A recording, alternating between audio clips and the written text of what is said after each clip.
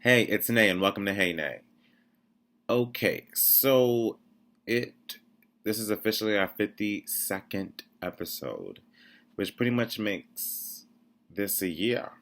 I've been doing Hey Nay for a year now, it kind of feels like. I mean, the first episode was July 4th, but it's been 52 weeks, so I think, I think that is a moment that, you know, I should acknowledge. I'm gonna let you guys all clap. I'll let you guys finish. Thank you. I appreciate that. Okay, let's get straight into it. This is a topic that I've wanted to do for a long period of time, and I wanted to figure out the best time to do it, and I thought that this would be the best occasion to do it. The topic is friends and dating, and we'll be covering a lot of things. So I'm going to try to do it fairly quickly so that I could get a lot of information in and not waste too much time. Cool. So first I'm going to start off with the questions from the Hey Nay writers. And here we go. Do your friends affect who you date? Me personally, absolutely. I Especially if I'm not sure how I feel about someone, getting an opinion from a friend is very important to me. Because like sometimes I'm like, "Ah, I don't know how I feel," but then if someone sort of pushes you in that direction or takes you back, that I feel like they affect who I'm interested in. Objectively, I don't really think at least for people I know, I don't think their friends affect who they date. If their friends doesn't like who they date, they continue to date them anyway, and there's nothing wrong with that. There's nothing wrong with that at all. You should date who you want to date. You really should. A lot of people, you know that person in a way that other people don't. So I think that's totally fine. Um, but I think I think it's good to kind of know what your friends think, though. When you introduce a person to your friends, I think it's important to know what they think. Because sometimes you may not see something. Um, you may not see something because you're so caught up in the relationship that others may see. And I'm not saying that they may always be right, but I'm saying that there's a possibility. You have to weigh your friend's opinion, with yours. And I'm not saying that your friend's opinion is greater than yours. I'm just saying that if you value that person and you value a lot of things that they say, then you may value what they have to say. I kind of said the same thing when I was with fathers and datings, when I was talking about the parenting. Like, if you value what the person is, you value that person's opinion, then what they say should affect you in some shape or form. Okay, if your friends don't like someone you're dating, would you break up with them? See, I don't know if I would break up with them if they don't like them. I would want to understand why. So I think it's important to try to figure out why you don't necessarily like this person, or what is it that you know that makes you feel that way. And if you're asking this question, you need to be prepared to hear something that you may not necessarily want to hear. I think people either ask this question or don't, or avoid this question, and because they're not ready to hear what their friend has to say. They're not ready to hear that, or they don't think that they can handle it well. You have to be ready and prepared to hear. You have to be open and not be upset with what your friend may say. And I'm not saying that and that kind of all goes to more negative way, but even if it's something very positive that they say, you need to be, accepting. You need to be receptive of that. You need to want to know that information, especially if you're continuing taking your relationship to some sort of next level, or taking a huge step like moving in or something like that. You may want to hear what your friends have to say, because then they can sort of nudge you, especially if you're very conflicted. And I'm people may think otherwise, but and I believe the research supports this, that a lot of people who are young adults or older teens tend to be very conflicted with their emotions and how they feel for people. So I think if you are in that situation, that it may be good just to hear a little bit of what other people have to say. Like I said, you don't solely go based off what other people say, but you take it, you take it in there. You're like, oh, I'll think about that. That's what I'm saying. But I wouldn't, like, if your friend said break up with that person, you shouldn't just break up with them. I don't agree with that at all. Um, what if it's just your best friend that didn't like them, but everyone else did? What would you do? I think that's a good thing. I would probably think that my best friend is probably harboring some sort of feelings, and that needs to be shared. Probably doesn't necessarily have to even do with that person. It may have something to do with me spending more time with my significant other compared to them. So that conversation needs to happen, and that's more likely the case. What would you do if your significant other did not like your friends or your best friend? That's a great one. Flipping the script. If my significant other does not like my friends or best friend, then that's not the person for me. I'm sorry. It's okay if it's okay if you don't really like one of them or you don't really agree with them on some things because I don't really agree with them on a lot of things. But for you to, blatantly be like, I don't like any of your friends or I don't want to hang out with your friends or I don't want you hanging out with your friends, that's not a person I want to be with. I believe my friends are important to me, and um, if you care for me the way you say you do, then you would value my friends too. You would understand the significance of them to me. How does having best friends who are the same gender as your significant other affect the relationship? For example, um, as a guy, I have few very close friends who are female, and it's caused tension in the past with girlfriends. The girlfriends are clearly not around anymore. Um, I- I'm huge on trust. And I believe if you trust, first of all, you shouldn't be with anyone you don't trust.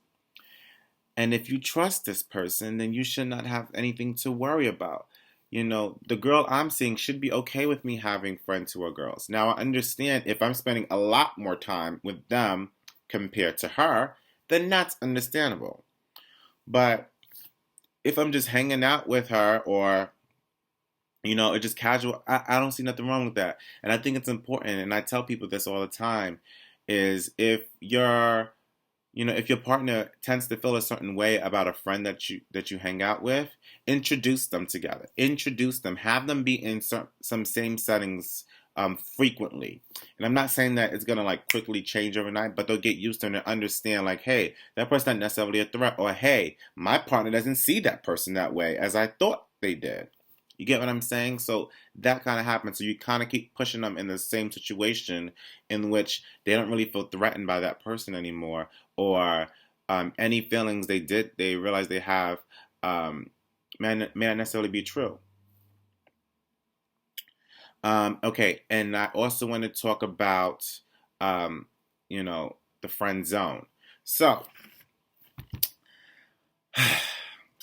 so I think everyone has probably found themselves in a situation in which they were categorized as part of the friend zone. Is that you were interested in a person, but that person just wanted you to be friends, or you were trying to get to know that person, but something happened, and now they just see you as a friend. They don't see you as nothing more. And like, so, like, what are you doing in that situation? I think really look into it. Um, if you really are really into this person, then I say abruptly remove yourself from that friend zone. Like, you know, don't don't be at their beck and call. Don't text them as frequently. I know this sounds crazy, but it's true, because if you're caught up in that corner, how can you get out? You have to like bust through. You have to like go through. You have to just do something drastic, a huge shift, a huge change. And I think that happens. Another approach is to be very upfront, especially if you're confident in how you feel, how you look. Then it's okay to be very upfront in the beginning. Kind of say what kind of how you feel about how you think about that person, and everything, and sort of let it go that way. But if there's also cases where you're in the friend zone, and it's okay.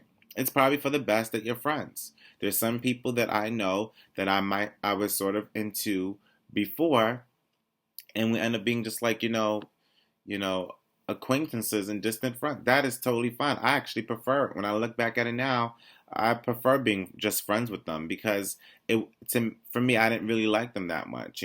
Sometimes it's just that moment, or it's just that age that you felt that way. But a lot of times, sometimes it's good to be in the friend zone because that kind of saves you from dealing with the issues that may occur between you and that person. But if you wanted to get out of the friend zone, I highly recommend doing something, sort of doing something drastic. A drastic change has to happen. The person needs to clearly know that, you're not necessarily their friend. You're either more or you're something else. You need to have that change.